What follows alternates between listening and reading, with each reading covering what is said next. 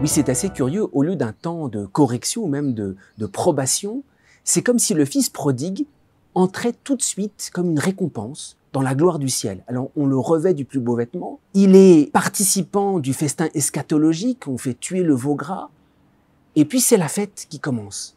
C'est très étonnant, c'est comme si c'était l'enfant prodigue qui était sans transition du péché à la gloire.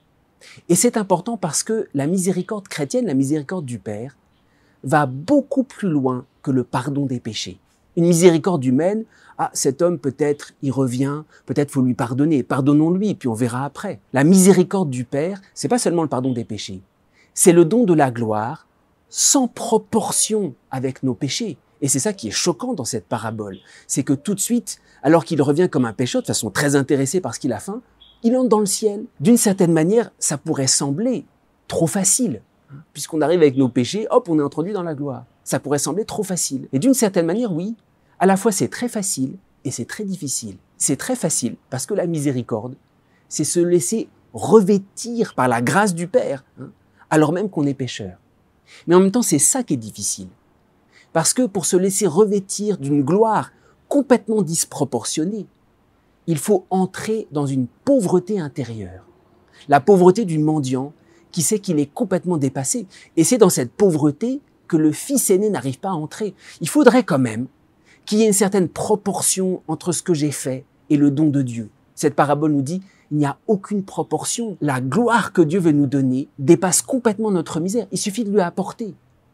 Et nous, constamment, et c'est pour ça qu'il y a une vraie lutte et une vraie épreuve, la miséricorde est éprouvante parce qu'il s'agit d'être complètement dépassé. Il s'agit d'entrer dans un regard qui n'est pas le nôtre.